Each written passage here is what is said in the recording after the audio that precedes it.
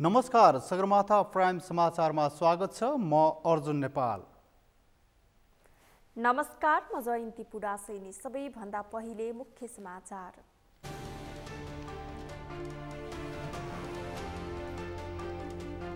नेकपा माओवादी केन्द्रको स्थायी कमिटी बैठक बिना निष्कर्ष टुङ्गियो। आजको बैठकले पनि पदाधिकारीको टुङ्गो लगाउन सकेन।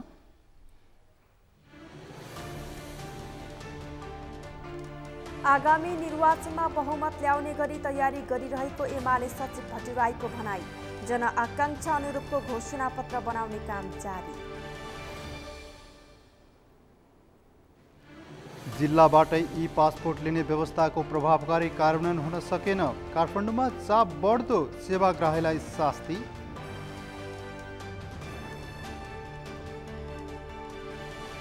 रुसी राष्ट्रपति पुटिनले ल्याए 10 बच्चा जन्माउने आमालाई पुरस्कृत गर्ने कानुन।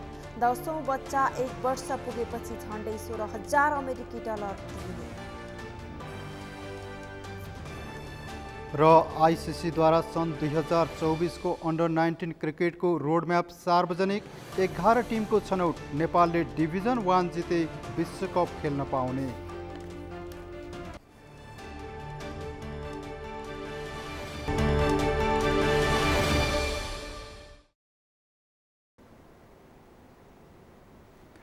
अब प्राइम समाचार विस्तारमा। नेकपा माओवादी केन्द्रको स्थायी कमिटी बैठक बिना निष्कर्ष सकिएको छ। आज पार्टी कार्यालय पेरिस डाँडामा बसेको बैठकले पदाधिकारी टुङ्गो लगाउन भनिए पनि बैठक निष्कर्ष बिना नै सकिएको हो। आज पनि पार्टी पदाधिकारीको टुङ्गो लाग्न सकेन। बैठकपछि सञ्चारकर्मीहरूसँग कुरा गर्दै पार्टीका प्रवक्ता कृष्णबहादुर महराले पदाधिकारीको बारेमा लगभग टुङ्गो लागिसके पनि निर्णय भने भइ नसकेको बताउनुभयो। उहाँले आगामी निर्वाचनको विषयमा पनि बैठकमा विस्तृत छलफल भएको बताउनुभयो। उहाँले पार्टी अध्यक्ष पुष्पकमल दाहालको कार्यव्यस्तताका कारण पनि पदाधिकारीको टुङ्गो लाग्न नसकेको बताउनुभयो। हामीले पदाधिकारीको विषयमा र कार्यक्रमको विषयमा विस्तृत छलफल गऱ्यौँ, गम्भीर रूपले छलफल गऱ्यौँ। अहिलेसम्म हामीले यो मूर्त रूपले त टुङ्गाएको छैन। भोलि 1 बजे फेरि बस्ने गरी टुङ्गाउने भन्ने छ, तर छलफलका विषयहरू कुनै पनि बाँकी रहेन। अहिले पदाधिकारीको विषय पनि करिब हामीले छलफल गरेका छौँ। राम्रो छलफल भएको छ। फेरि पहिले जस्तो अलिकति केही छ कि भन्ने होइन। हाम्रो स्थायी कमिटीभित्र पदाधिकारीको विषयमा, कार्यक्रमको विषयमा, कार्ययोजनाको विषयमा विस्तृत रूपमा र गम्भीर रूपमा छलफल भएको छ। पार्टी स्थायी कमिटीको अर्को बैठक शनिबार दिउँसो 1 बजेका लागि बोलाइएको छ।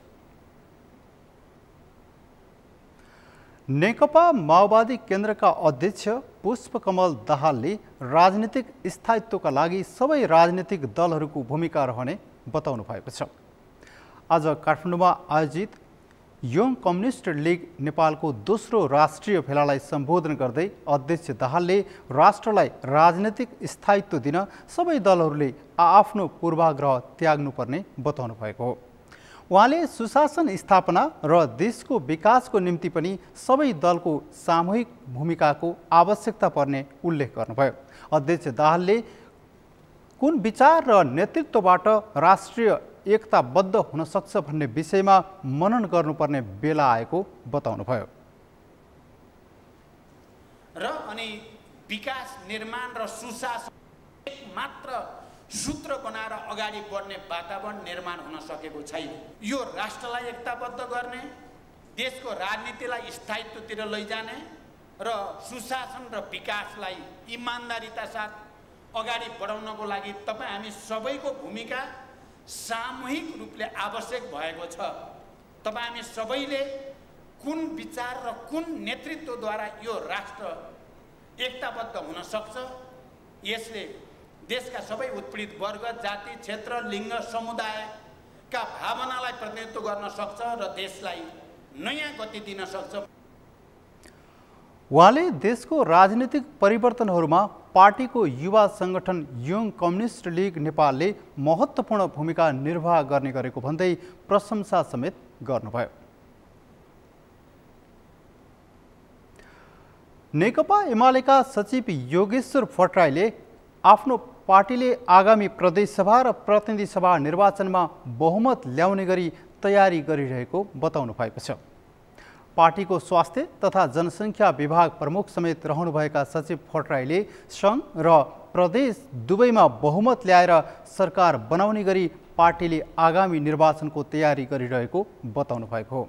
आज काठमाडौँमा आयोजित एक कार्यक्रममा उहाँले आगामी निर्वाचनका लागि आफ्नो पार्टीले जनताको आकांक्षा अनुरूपको घोषणापत्र निर्माण गर्ने प्रतिबद्धता समेत व्यक्त गर्नुभयो। त्यसका लागि पार्टीका सबै विभागहरूले विज्ञहरूसँग छलफल गरेर घोषणापत्रको मसौदा तयार पार्ने योजना अनुसार काम भइरहेको पनि सचिव भट्टराईले जानकारी दिनुभयो। उहाँले पार्टीले तयार पार्ने चुनावी घोषणापत्र मुलुकमा विद्यमान आजको चुनौतीहरूलाई सामना गर्न सक्ने जनपक्षीय र नेपालको राष्ट्रिय हितलाई सम्बोधन गर्न सक्ने खालको हुनुपर्ने बताउनुभयो। त्यो आकांक्षाका साथ हामी चुनावमा जाँदैछौँ। त्यसो हुँदा हाम्रो घोषणापत्र बढी व्यावहारिक, बढी उपयोगी, गर्न सकिने, अनावश्यक पपुलारिटीको हिसाबले होइन, एउटा चाहिँ राजनीतिक दलको हिसाबले भोलि गर्न सकिने मुद्दाहरूमा केन्द्रित हुँदै, व्यावहारिक मुद्दाहरूमा केन्द्रित हुँदै र विश्वव्यापी हाम्रा कमिटमेन्टहरूलाई पनि सम्बोधन गर्दै अगाडि जाने घोषणापत्र हामी बनाउनेछौँ। सचिव भट्टराईले पार्टीको स्वास्थ्य तथा जनसङ्ख्या विभागले आगामी निर्वाचनका लागि बनाउन लागेको घोषणापत्रको मसौदाका लागि आवश्यक सुझाव दिन पनि विज्ञहरूलाई आग्रह गर्नुभयो। एमाले पार्टीका सबै विभागलाई यही भाद्र 15 गतेभित्र चुनावी घोषणापत्रका लागि मसौदा तयार पारी पार्टीमा बुझाउन निर्देशन दिएको छ। सोही अनुसार सबै विभागहरूले आफ्नो कामलाई अघि बढाएको पनि सचिव भट्टराईले बताउनुभयो।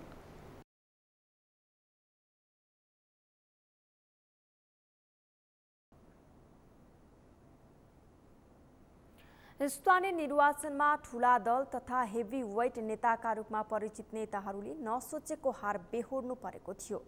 स्थानीय निर्वाचन झैं आगामी मङ्सिर 4 गते हुने प्रदेश तथा प्रतिनिधि सभा निर्वाचनमा पनि ठूला दल तथा ठूला नेताहरूका लागि साना दलका उम्मेद्वार र स्वतन्त्र उम्मेद्वार चुनौतीका रूपमा देखिएका छन्। ठूला नेताका क्षेत्रमा साना दल तथा स्वतन्त्रबाट उम्मेदवारी घोषणा गर्ने क्रम बढेको छ। कैलालीबाट दिनेश विष्टको रिपोर्ट। 2048 सालदेखि निरन्तर चुनाव जित्दै संसद छिरेका प्रधानमन्त्री तथा नेपाली कांग्रेसका सभापति शेरबहादुर देउवा 7औं पटक निर्वाचनमा सहभागी हुने तयारीमा छन्। देउवालाई नै निर्वाचन हराउन उनकै पूर्व सहयोगी खुल्ला रूपमा विपक्षमा उभिएका छन्। देउवाका पूर्व निजी सचिव समेत रहेका कर्ण मल्ल देउवा विरुद्ध नै चुनाव लड्ने तयारीमा छन्। नेपाली कांग्रेसबाट कारबाहीमा परेपछि कांग्रेस बीपीको वरिष्ठ उपसभापति बनेका मल्ल यसपालि जसरी पनि देउवा हराउने अभियानमा छन्। देउवालाई राष्ट्रियता र धर्म विरोधीको आरोप लगाउँदै मल्ल चुनावी मैदानमा छन्। उनी देउवा विरुद्ध नै डडेलधुराबाट प्रतिनिधि सभा निर्वाचन लड्ने तयारीमा छन्। म तपाईहरुलाई यहीबाट किनभने तपाईहरुको उहाँलाई के आग्रह गर्न चाहन्छु भने स्वयं शेरबहादुर देउवा उपस्थित भएको उहाँको जनस्थल रुवा खोला, उहाँको कुलदेवता 80 ग्रामको थलोदेखि पशुपतिनाथको मन्दिर रहेको काठमाडौँ र झापासम्म जुनसुकै आमसभामा सानेपा कांग्रेसले आयोजना गरेको आमसभा म तथ्य प्रमाण सहित त्यो आमसभामा यी आवाजहरू राख्न तयार छु। प्रधानमन्त्री देउवाकै विरुद्धमा उम्मेद्वार बन्न गुल्मी स्थायी घर भएका सागर ढकाल केही दिन अघि डडेलधुरामा पुगेका थिए। देउवा जस्तै पुराना नेताबाट देश नबन्ने बताउँदै ढकाल डडेलधुराका जनताहरूलाई भेटेर काठमाडौँ फर्केका छन्। देउवालाई हराए मात्रै देशले निकास पाउने बताएका ढकालले डडेलधुरामा देउवालाई हराएर आफू चुनाव जित्ने दाबी गरेका छन्। राजनीतिक पार्टीहरूले कुनै योजना बनाउँदै गर्दाखेरि त्यसको आधार नलिकन बोल्नु भएन, कसले कार्यान्वयन गर्ने त्यो योजना स्पष्ट हुनु पर्यो भन्ने कुरा हो। त्यही भएर हाम्रो दुईटा मात्रै मुद्दा भयो, एउटा युवाको मुद्दा भयो, एउटा विकास साँच्चैको विकासको मुद्दा भयो। त्यो दुईटा मात्रै हाम्रो मुद्दा हो र यी मुद्दाहरूमा चाहिँ हामीले के गर्यौँ भन्दाखेरि अब मैले पनि आफ्नो क्यान्डिडेटसित दिनु पर्यो।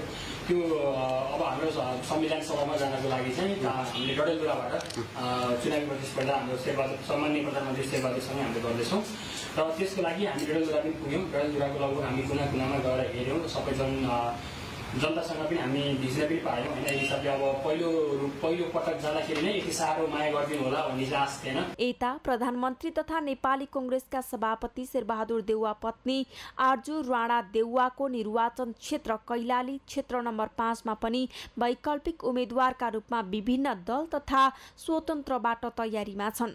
भर्खरै निर्वाचन आयोगमा दर्ता भएको स्वतन्त्र पार्टीदेखि साना पार्टी र स्वतन्त्रबाट आर्जु विरुद्ध उम्मेदवारी धेरैले घोषणा गरिसकेका छन्।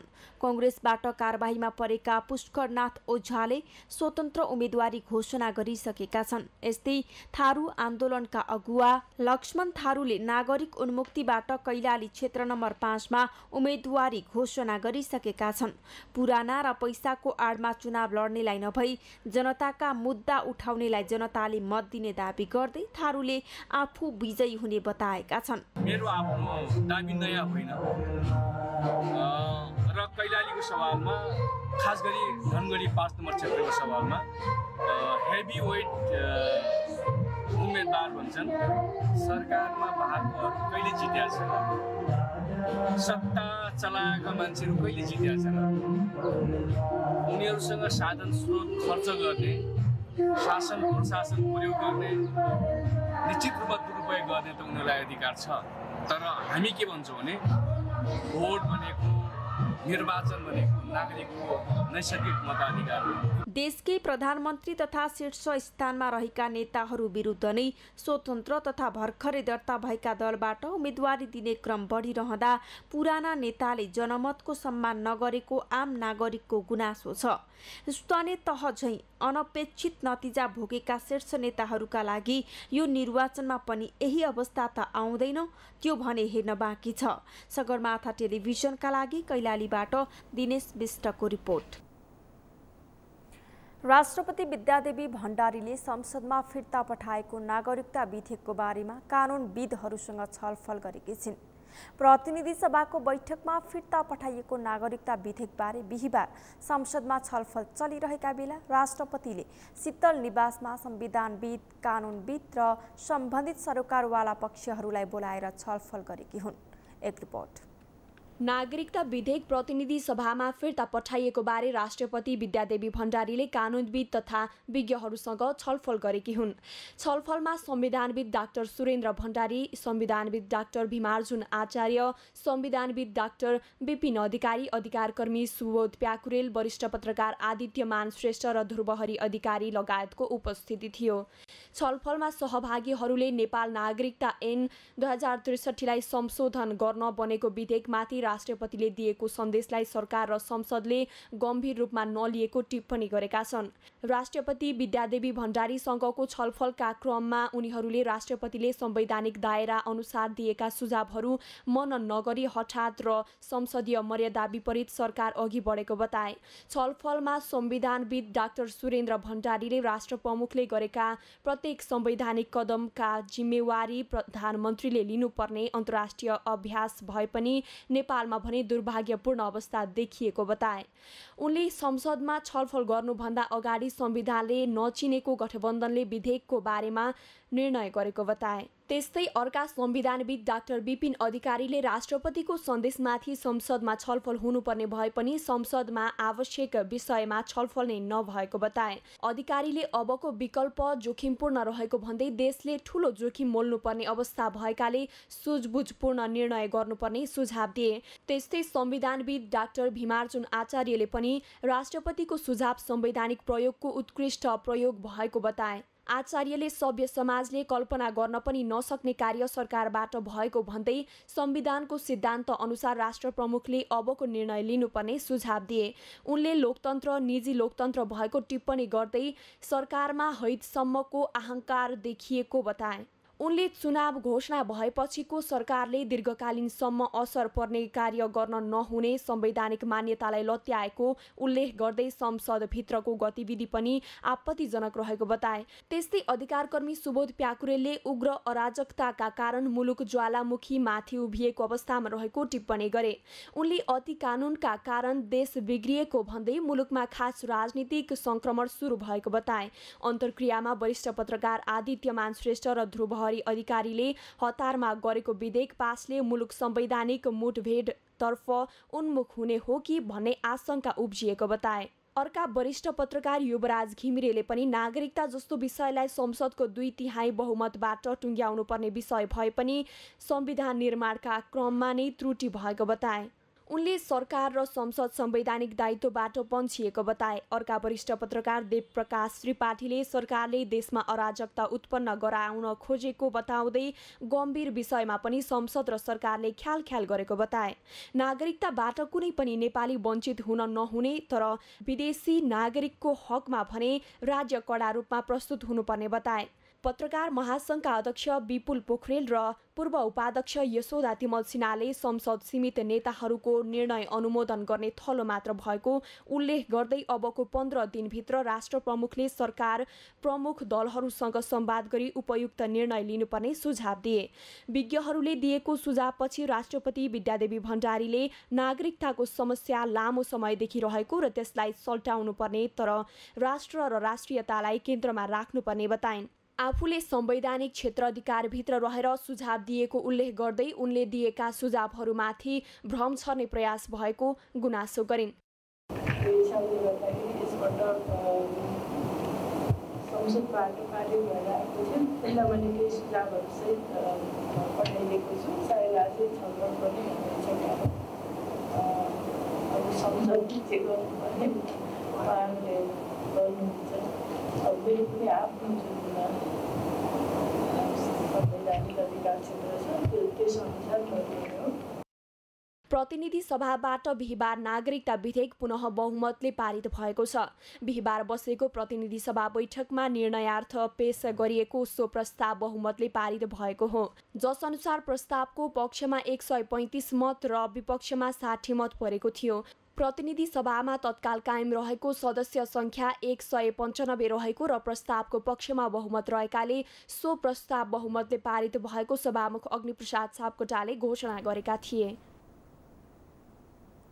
सञ्चार तथा सूचना प्रविधि मन्त्री ज्ञानेन्द्र बहादुर कार्कीले लोकतान्त्रिक राज्य व्यवस्थामा सूचनाको हक बलियो आधार स्तम्भ भएको बताएका छन्। मन्त्री कार्कीले सार्वजनिक निकायहरू जनतालाई सूचना दिने हकमा जिम्मेवार हुनुपर्ने धारणा राखेका हुन्। राष्ट्रिय सूचना आयोगका अध्यक्ष महेन्द्रमान गुरुङले 2047 सालको संविधानले सूचना पाउने व्यवस्था गरे पनि कानुन कार्यान्वयन गर्न भने दोस्रो जनआन्दोलन कुर्नु परेको बताए। अमृत ढकालको रिपोर्ट। सञ्चार तथा सूचना प्रविधि मन्त्री ज्ञानेन्द्र बहादुर कार्कीले लोकतान्त्रिक राज्य व्यवस्थामा सूचनाको हक बलियो स्तम्भ भएको बताएका छन्। 16औं राष्ट्रिय सूचना दिवसको अवसरमा मन्त्री कार्कीले सूचनाको हक बिनाको अधिकार अधुरो हुने समेत बताएका छन्। उनले लोकतान्त्रिक राज्य व्यवस्थामा सरकारलाई जनताप्रति जिम्मेवार बनाउन सूचनाको महत्त्वपूर्ण भूमिका हुने बताएका हुन्। लोकतन्त्रको बलियो आधार स्तम्भ हो भन्ने कुरामा दुई मत छैन, तर यो आधार स्तम्भलाई कसरी प्रभावकारी बनाउने, केवल हामीले संस्था बनाएर मात्रै यो आधार स्तम्भ प्रभावकारी बन्न सक्दैन र यो आधार स्तम्भलाई प्रभावकारी बनाउनका निमित्त पनि आजको दिनले हिजोको भन्दा यसलाई बढी प्रभावकारी बनाउने दिशामा हिजोका अनुभवहरूलाई सँगाल्दै अगाडि बढ्न सक्छ भन्ने विश्वास मेरो छ। त्यो शुभकामना पनि दिन चाहन्छु। मन्त्री कार्कीले सार्वजनिक निकायहरू जनतालाई सूचना दिने हकमा जिम्मेवार हुनुपर्ने धारणा व्यक्त गरेका छन्। संविधानले नै सूचनाको हकको व्यवस्था गरेको भन्दै उनले जनतालाई सूचना दिने सवालमा सबै निकायहरूले पारदर्शिता देखाउनुपर्ने बताएका छन्। राज्य व्यवस्थाप्रति जनताको आस्था र विश्वास अभिवृद्धि गर्न सार्वजनिक निकायहरू जनताप्रति बढी जिम्मेवार बनाउन सूचना आम जनताको पहुँच सहज र सरल हुनुपर्छ। राष्ट्रिय सूचना आयोगका अध्यक्ष महेन्द्रमान गुरुङले विक्रमसम्म 2047 सालको संविधानले सूचना पाउने व्यवस्था गरे पनि कानुन कार्यान्वयन गर्न भने दोस्रो जनआन्दोलन पर्खाउनु परेको बताएका छन्। आयोगका अध्यक्ष गुरुङले नागरिकले अधिकार सम्पन्न गर्ने भनेको सूचनाको अधिकार भएको जिकिर गरेका छन्।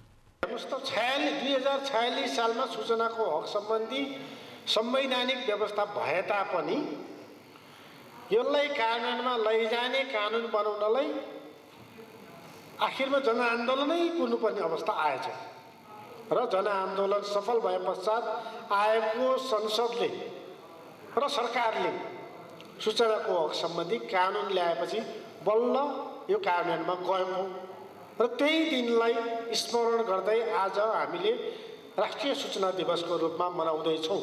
कार्यक्रममा सहभागीहरूले सार्वजनिक सरोकार राख्ने विषयमा जनताले सहजै सूचना पाउनुपर्ने धारणा व्यक्त गरेका छन्। जनतालाई सूचना नदिने पदाधिकारीहरूलाई कानुनी दायरामा ल्याउनु पर्ने उनीहरूले बताएका छन्। सगरमाथा टेलिभिजनका लागि क्यामेरामा सम्पूर्ण लम्सालका साथमा अमृत रकाल, काठमाडौँ। नेपाली कांग्रेसका महामन्त्री विश्वप्रकाश शर्माले काठमाडौँको फोहोर उठाउन नसक्नु लज्जास्पद रहेको बताउनु भएको छ। आज काठमाडौँमा आयोजित कमरेडको जनै पुस्तक विमोचन कार्यक्रममा महामन्त्री शर्माले 3 तहको सरकार हुँदा पनि काठमाडौँको फोहोर उठाउन नसक्नु लज्जास्पद कुरा भएको बताउनु भएको हो। उहाँले यस्तो लज्जित अवस्थाको अन्त्य गर्नुपर्ने बताउनुभयो। उहाँले फोहोर समस्याको दीर्घकालीन समाधानका लागि सबै राजनैतिक दलहरूले साझा ढङ्गले सोच्नुपर्ने बताउनुभयो। महामन्त्री शर्माले काठमाडौँ महानगरपालिकाका मेयर बालेन्द्र शाहलाई साथ दिनुपर्ने र बन्चरी डाँडाका नागरिकहरूको मागको पनि राज्यले सम्बोधन गर्नुपर्ने बताउनुभयो।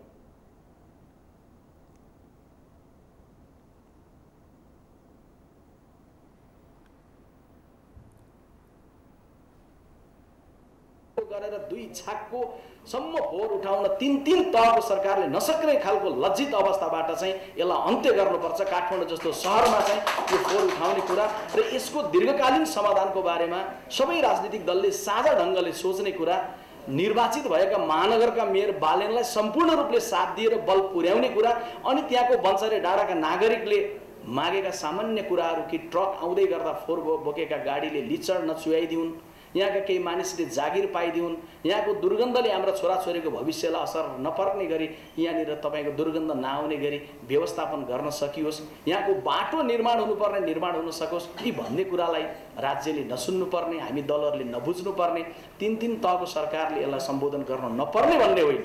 21औं शताब्दीमा यो विषयलाई सम्बोधन गर्नलाई हामी जुन तहबाट कमजोरी भइरहेको छ, चाहे केन्द्रबाट, चाहे प्रदेशबाट, चाहे स्थानीय तहबाट, यस्तो विषयलाई सम्बोधन गर्नुपर्छ। महामन्त्री शर्माले समस्या समाधानका लागि सङ्घ, प्रदेश र स्थानीय तह सबै जिम्मेवार हुनुपर्ने बताउनुभयो।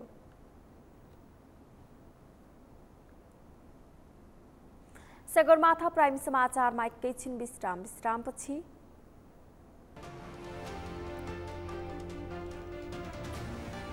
जिल्लाबाट ई पासपोर्ट लिने व्यवस्थाको प्रभावकारी कार्यान्वयन हुन सकेन।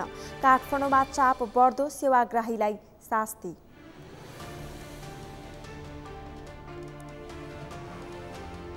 रुसी राष्ट्रपति पुटिनले ल्याए 10 बच्चा जन्माउने आमालाई पुरस्कृत गर्ने कानुन। 10औं बच्चा 1 वर्ष पुगेपछि झण्डै 16,000 अमेरिकी डलर दिइने। र आइसिसीद्वारा सन् 2024 को अन्डर-19 क्रिकेटको रोडम्याप सार्वजनिक। 11 टिमको छनौट। नेपालले डिभिजन 1 जिते विश्वकप खेल्न पाउने।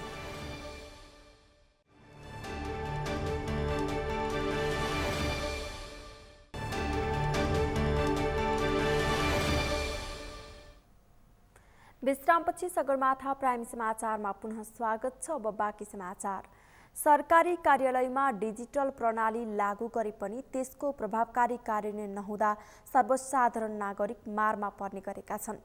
देशका विभिन्न जिल्लाहरूबाट राहदानी बनाउन काठमाडौँ आएका सर्वसाधारणलाई त्यसको प्रत्यक्ष भार परेको छ। यसरी देशभरबाट नागरिक राहदानी बनाउनकै लागि राहदानी विभाग काठमाडौँमा आउँदा सेवाग्राहीको चाप बढी हुने भन्दै विभागले हरेक जिल्ला प्रशासन कार्यालय तथा डिजिटल प्रणालीबाट राहदानी लिन सकिने व्यवस्था गरेको छ। तर त्यसको प्रभावकारी कार्यान्वयन नहुँदा अझै पनि सेवाग्राहीले शास्ति खेपिरहेका छन्। मेनुका लम्सालको रिपोर्ट। यी हुन् डडेलधुरा घर भएका बहादुर सिंह साखी। उनी 6 दिन अघि राहदानी बनाउनका लागि काठमाडौँ आएका हुन्, तर फारम भर्न र भौचर पाउन नै उनलाई 2 दिन कुर्नु पर्यो। त्यससँगै घण्टौसम्म सेवाग्राहीको लाइनमा बस्नुपर्ने बाध्यताले आफूहरूलाई शास्ति थपिएको उनको भनाइ छ। 1 हप्तामा काठमाडौँमा पासपोर्ट डाइरेक्ट पाइन्छ भनेर सुनेको थिएँ, त्यही भएर आएको। अब म घर गएपछि सबैलाई सुझाव दिन्छु कि आफ्नो आफ्नो जिल्लामा बनाउने, काठमाडौँ कहिले पनि नआउने पासपोर्ट बनाउने। साखी जस्तै दैलेखका विकास खत्रीलाई पनि राहदानी बनाउन असहज भएको उनको भनाइ छ। वैदेशिक रोजगारीमा जान लागेका खत्री राहदानी बनाउन धाएको 3 महिना बितिसक्यो। आर्थिक अवस्था कमजोर भएका कारण आफूलाई विदेश जान बाध्यता भएको खत्रीको भनाइ छ। तर राहदानी बनाउन झन्झटिलो र जटिल प्रक्रिया रहेको उनको भनाइ छ। उता कम्पनीले भनेर तत्कालीन ताकेत गरिसकेको भने छुट्टा भनेर 1 हप्ता डेट दिएको छ। अब मेन पावरले तपाईँको यो के लेटर प्याड पठाइसकेको छ, तपाईँ गएर बनाउनु नयाँ पासपोर्ट बनाउँछु भनेर। त्यसपछि अब यहाँ तपाईँ यहाँबाट उहाँ जान्छ, यहाँबाट उहाँ जान्छ, फर्मै डेटेको छैन भरिदिनु। त्यसो त साखी र खत्री मात्र होइन, राहदानी विभागमा पुगेका हरेक सेवाग्राहीलाई समस्या हुने गरेको छ। सेवाग्राहीका लागि बस्ने ठाउँ नहुँदा उभिनुपर्ने बाध्यता छ। राहदानी बनाउनकै लागि धादिङबाट आएकी पार्वती धामीलाई भने राहदानी बनाउने प्रक्रियाबारे सुरक्षाकर्मीसँग सोधपुछ गर्दा पनि त्यसको जवाफ आफूले नपाएको गुनासो छ। बरु उल्टै गेट बन्द गरी गेट बाहिर राखेको उनको दुखेसो छ। यहाँ चाहिँ मिले होइन, तर दाइहरूले चाहिँ मिल्दैन के भनिरहेछ क्या। अनि उता गएर हामीले सोधिसक्यो नि त, अनि त्यहाँ गएर सोध्दा पनि यहाँ भएको छ, तपाईँहरू जान मिल्छ भन्छन् त। अनि यहाँ चाहिँ 3 चोटि हामी 3 चोटि आइसक्यो, यहाँ 3 चोटि गइसक्यो क्या। अनि त्यही भएर अनि यतिकै थुनेर बसिरहेको बाहिरै। राहदानी विभाग सहित प्रत्येक जिल्ला प्रशासन कार्यालयबाट राहदानी सेवा दिने व्यवस्था गरिएको छ। तर जिल्लामा लामो समय लाग्ने भन्दै सर्वसाधारण नागरिक राजधानी काठमाडौँ आउने गरेका छन्। विभागमा 10, 12 र 15 हजारका फरक दरका राजस्व बुझाएपछि राहदानी बन्ने गरेको छ भने जिल्ला प्रशासन कार्यालयबाट 5 हजारमा नै यो सेवा लिन सकिने राहदानी विभागले जनाएको छ। बुझ्नु भएको छैन कि हामीले बुझाउन सकेका छैनौँ कि अझै प्रचारको चाहिँ आवश्यकता छ जस्तो लाग्छ हामीलाई हैन। त्यो भएकोले अब हाम्रो जिल्ला प्रशासन कार्यालयहरूले पनि यहाँबाट चाहिँ सजिलैसँग पासपोर्ट बन्छ भन्ने मेसेज दिइराख्नु भएको छ जस्तो लाग्छ अहिले। सरकारले ऐन नियम निर्माण गरे पनि त्यसको प्रभावकारी कार्यान्वयन नहुँदा राहदानी बनाउन समस्या आउने गरेको छ। ऐन नियम निर्माणसँगै त्यसको कार्यान्वयनमा सम्बन्धित निकायले तदारुकता नदेखाउँदा विभागमा देखिएको समस्या अझ जटिल बन्दै गएको छ। सगरमाथा टेलिभिजनका लागि क्यामेरामा सम्पूर्ण लम्सालका साथमा मेनुका लम्साल, काठमाडौँ। लुम्बिनी प्रदेश सभाको सार्वजनिक लेखा समितिले लुम्बिनी प्रादेशिक अस्पतालको ठेक्का प्रकरणका बारेमा सम्बन्धित पक्षसँग जानकारी लिने भएको छ। विवादित लुम्बिनी प्रादेशिक अस्पतालको नयाँ भवन निर्माणको ठेक्का प्रक्रियाका सम्पूर्ण कागजात लिएर उपस्थित हुन सार्वजनिक लेखा समितिले प्रदेश पूर्वाधार विकास प्राधिकरणका प्रमुख कार्यकारी अधिकृतलाई निर्देशन दिएको छ। सार्वजनिक लेखा समितिको बैठकले 72 घण्टाभित्र ठेक्का प्रक्रियाका सम्पूर्ण कागजात सहित उपस्थित हुन प्रदेश पूर्वाधार विकास प्राधिकरणका कार्यकारी प्रमुख छविराज पोखरेललाई निर्देशन दिएको हो। समितिका सभापति विष्णु प्रसाद पन्थीले लुम्बिनी प्रादेशिक अस्पतालको ठेक्का प्रकरणमा विभिन्न किसिमका विवाद उत्पन्न भएको भन्ने सूचना प्राप्त भएको र उक्त प्रकरणको आवश्यक छानबिनका लागि समितिको ध्यानाकर्षण भएको बताउनुभयो। देखिराख्नु भएको छ, त्यसमा चाहिँ के हो सत्य तथ्य, त्यसमा विरोधका लागि विरोधी चाहिँ रूपमा आएको हो वा त्यसमा वास्तविक केही चाहिँ कुरा छ, त्यसलाई बुझ्नको लागि त्यसको कार्यकारी अधिकारीलाई ठेक्का प्रक्रियासँग सम्पूर्ण कागजातहरू लिई उपस्थित हुने चाहिँ स्वयं आफै उपस्थित हुने भन्ने निर्णय गरिएको छ। 1200 शैय्याको 10 तरे भवन निर्माणका लागि ठेक्का गर्दा 1.5 अर्ब रुपैयाँ भन्दा बढी रकम राज्यको नोक्सानी हुने गरी आर्थिक चलखेलमा प्रतिस्पर्धा खुम्च्याइएको भन्दै निर्माण व्यवसायीले अदालतमा मुद्दा समेत दायर गरेका छन्। अदालतमा मुद्दा परेको सार्वजनिक खरिद अनुगमन कार्यालयले समेत ठेक्कामा सेटिङ भएको ठहर गरेको र अदालतले ठेक्का अघि नबढाउन अन्तरिम आदेश दिएकाले लेखा समितिले प्राधिकरणका सिइओलाई कागजात सहित बोलाइएको समितिका सभापति पन्थीले जानकारी दिनुभयो।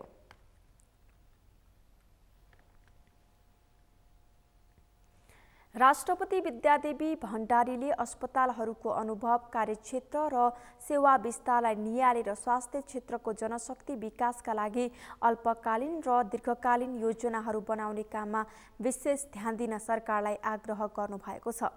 राष्ट्रपति भण्डारीले स्वास्थ्य सेवाको विशिष्ट आवश्यकताको पहिचान गरी सोही अनुरूपको जनशक्ति तयार पार्नुपर्ने, मुलुक सामु विद्यमान चुनौतीको सामना गरेर अघि बढ्न अस्पतालहरूको अनुभव अति उपयोगी हुने पनि स्पष्ट पार्नुभयो।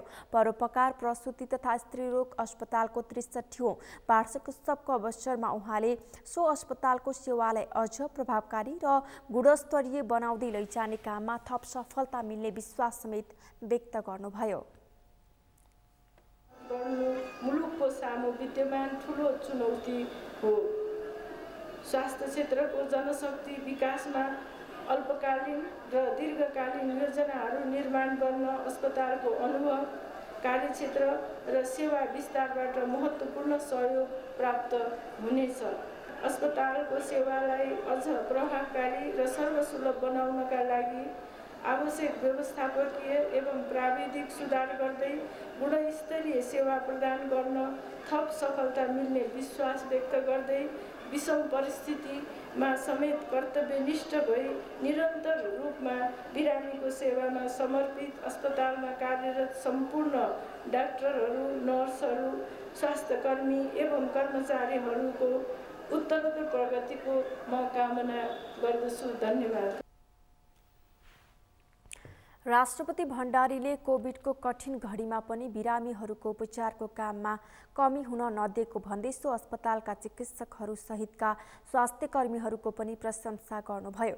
कार्यक्रममा स्वास्थ्य तथा जनसङ्ख्या राज्य मन्त्री हिराचन्द्र केसीले आम जनताले सेवा पाउने गरी सो अस्पतालको सेवा सबै जिल्ला र प्रदेशहरूमा विस्तार गर्ने प्रतिबद्धता व्यक्त गर्नुभयो। उहाँले त्यसका लागि सरकारले आवश्यक अत्याधुनिक मेसिनहरू नेपाल भित्र्याउने कामलाई अघि बढाएको पनि बताउनुभयो।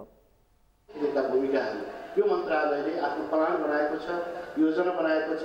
निकट भविष्यमा यसले संसारमा रहेका, विश्वभरि रहेका जुन प्रकारका अत्याधुनिक मेसिनहरू, अत्याधुनिक सुविधा सम्पन्न ती औजारहरू नेपालमा भित्र्याउने र अझ सेवा र सुविधालाई सुलभ बनाउने र मन्त्रालयको तर्फबाट प्लान योजनाका साथ आम जनताले त्यो सुविधा पाउने। काठमाडौँको भ्यालीभित्र रहेको यो सुविधा सम्पन्न प्रसुति गृह मात्र नभएर 7 प्रदेशमा 77 जिल्लामा यो सेवा पुर्याउनका लागि मन्त्रालयले त्यो प्रकारको भूमिका खेलेको कुरा म यहाँहरूलाई र योजनाका साथ अगाडि बढेको कुरा पनि यहाँ सबैलाई म जानकारी गराउन चाहन्छु। राज्य मन्त्री केसीले स्वास्थ्य सेवालाई सर्वसुलभ र गुणस्तरीय बनाउन सरकार प्रयासरत रहेको पनि बताउनुभयो। नेपालमा पहिलो पटक ह्युम्यान मिल्क बैंक सञ्चालनमा आएको छ। काठमाडौँको थापाथलीमा रहेको परोपकार प्रसूति तथा स्त्रीरोग अस्पतालले 63औं वार्षिक उत्सवको अवसरमा बैंकको शुभारम्भ गरेको हो।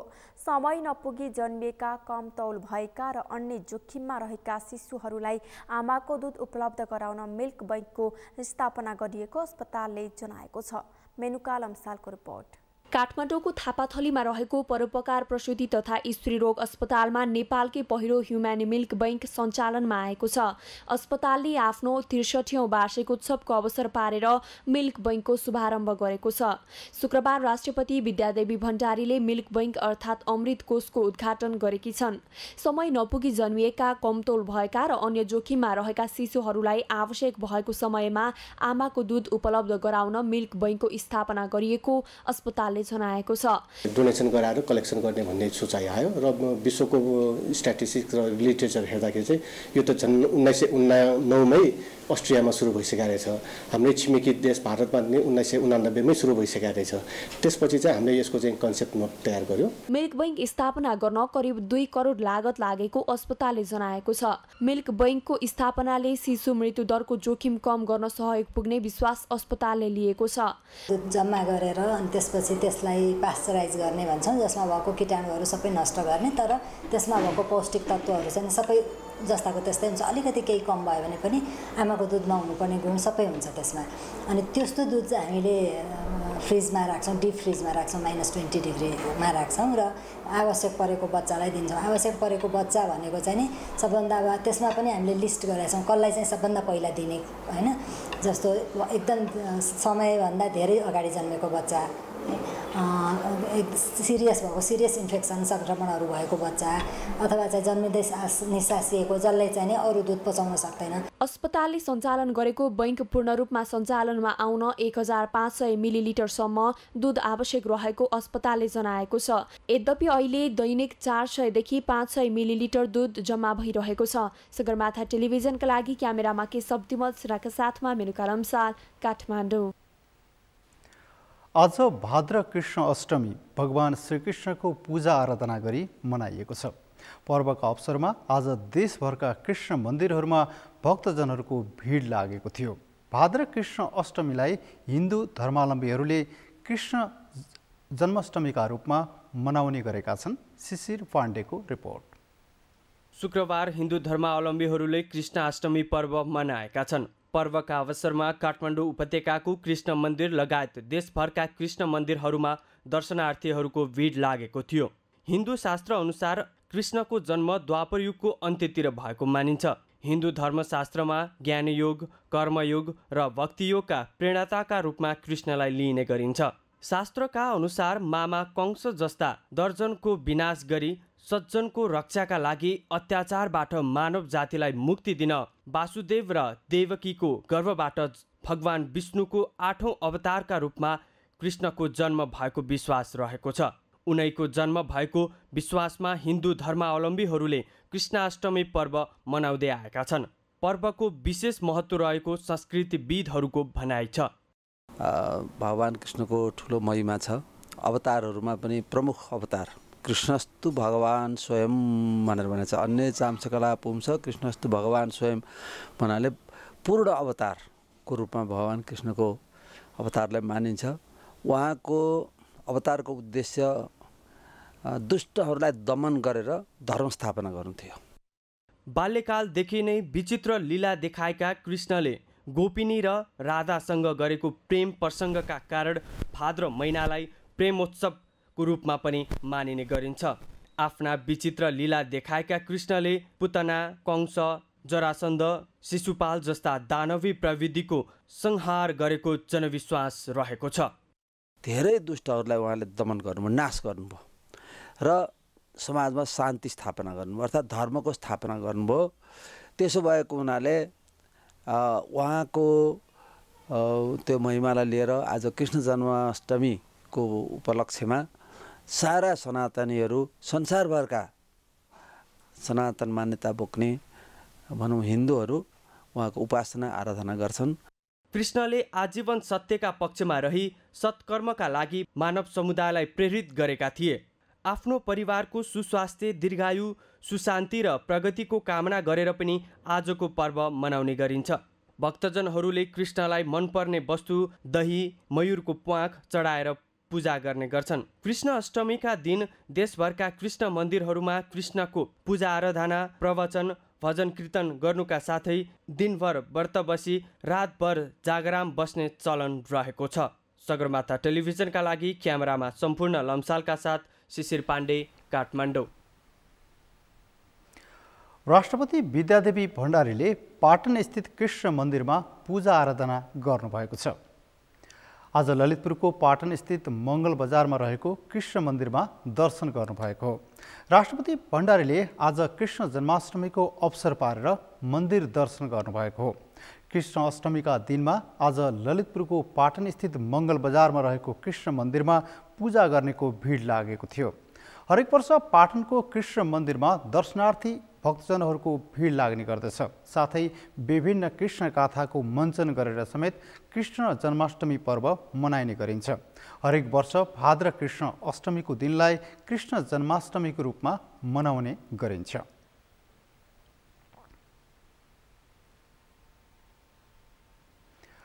हरेक वर्ष जस्तै यस वर्ष पनि आज श्रीकृष्ण जन्माष्टमी पर्व मनाइएको छ।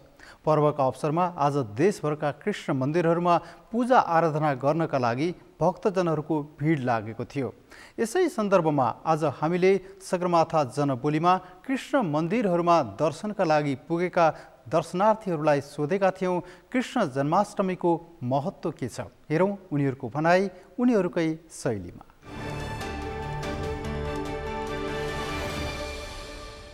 श्रीकृष्ण भगवानको मातापितालाई जेलमा राख्दाखेरि त्यति बेला उहाँको जन्म चाहिँ मध्यराति भएको अनि उहाँहरूले चाहिँ वंशबाट लुकाएर उहाँलाई त्यहाँबाट जेलबाट बाहिर निकालेर त्यो बेला चाहिँ एकदम अद्भुत दृश्य भयो अरे कि जेलको तालाहरू आफै खुले अरे होइन।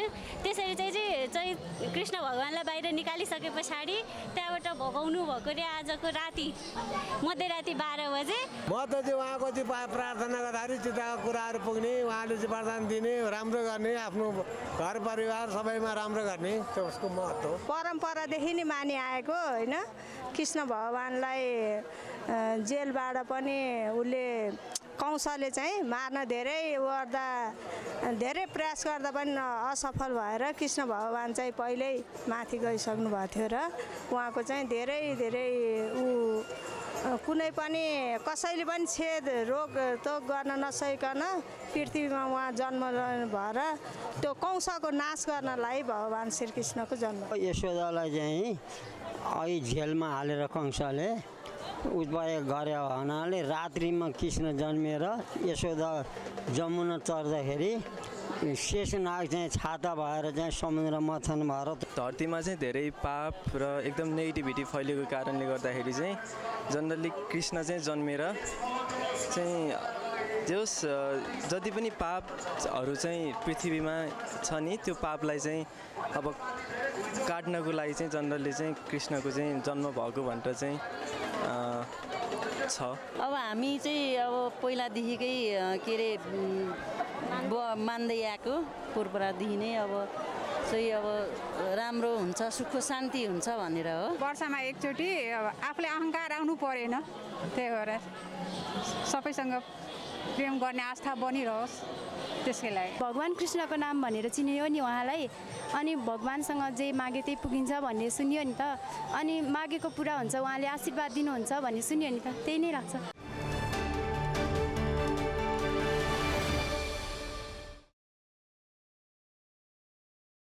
धान उत्पादनमा वृद्धि हुने विश्वासका साथै हरेरी पूजा गरेका छन्। पुरानै परम्परागत हरेरी पूजा गर्दै आएका थारू समुदायले यस वर्ष पनि धान उत्पादनमा वृद्धि हुने विश्वासका साथ हरेरी पूजा गरेका हुन्। धानमा किरा लाग्नबाट बचाउने र धान उत्पादनमा वृद्धि हुने विश्वासका साथ हरेरी पूजा गर्ने परम्परा रहँदै आएको छ। धान रोपाइसकेको केही दिनपछि पश्चिम तराईका थारू समुदायमा गाउँघरका मानिसहरूले रकम सङ्कलन गर्ने गर्दछन्। सङ्कलन भएको रकमले पूजा सामग्री किन्ने र देवी देवतालाई चढाउनका लागि मिठाई किनेर विभिन्न देवी देवताको मूर्ति बनाएर पूजा गर्ने चलन रहेको छ। हरेरी पूजा गरेपछि धान उत्पादनमा वृद्धि हुने र धानमा किरा समेत नलाग्ने गरेको बर्दिया जिल्लाको बढैया ताल गाउँपालिका 5 का गोविन्द प्रसाद थारूले बताउनुभयो। थारू समुदायको दानवा भन्ने देवताले धानमा लाग्ने किराहरू लाग्नबाट जोगाउनका साथै उत्पादनमा वृद्धि गराउने समुदायको विश्वास रहेको छ। हमन के देवता भूरो ठोक दे ठीक ही मैंने हमारे गांव भूत प्यार हुए तो मैंने ठोक ठाक के भगा दो गुरोन कह के हमरा यह सब करते। हरेरी पूजा कहलक हमन के परंपरा से चलाला संस्कृति के हमन के बाकी हरेरी पूजा कैले से धान हरियर हुई और एक ठो डनवा हमरे बाप देवता बाप डनवा हमरे पूजा कही थी तो डनवे पूजा करती तो गाढ़ी गूंजा जौन लागा ठू खा ले वो हमारे हरेरी पूजा करकट मन देवतम से कि हमार पूजा ले हमार धान हरियर रहे बढ़िया से हो करके। हरेरी पूजा गर्दा धान उत्पादनमा वृद्धि हुनुका साथै रोग व्याधि नलाग्ने थारू समुदायको विश्वास रहँदै आएको छ। सगरमाथा प्राइम समाचारमा अब पालो भएको छ विश्रामको। विश्रामपछि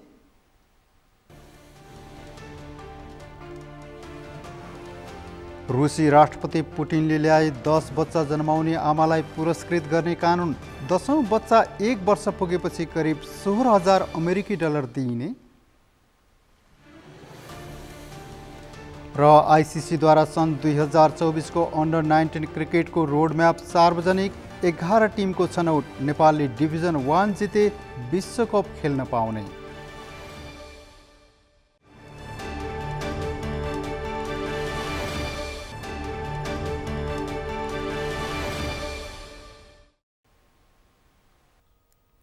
समाचारको अन्त्यमा मुख्य समाचार फेरि एकपटक।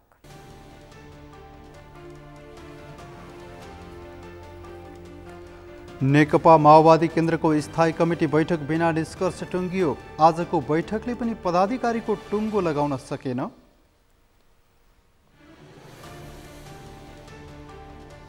आगामी निर्वाचनमा बहुमत ल्याउने गरी तयारी गरिरहेको एमाले सचिव भट्टराईको भनाई। जनआकांक्षा अनुरूपको घोषणापत्र बनाउने काम जारी। जिल्लाबाट ई पासपोर्ट लिने व्यवस्थाको प्रभावकारी कार्यान्वयन हुन सकेन। काठमाडौँमा चाप बढ्दो सेवाग्राही शास्तिमा।